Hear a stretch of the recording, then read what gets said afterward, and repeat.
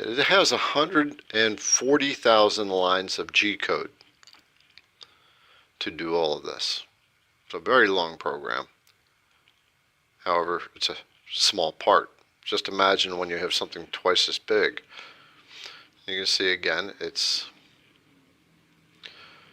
riding up and down as it moves along.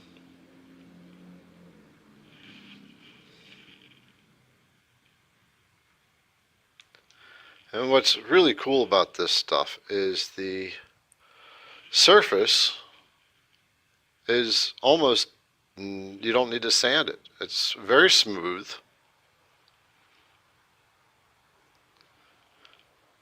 So let's speed it back up and watch how this forms out. Very cool.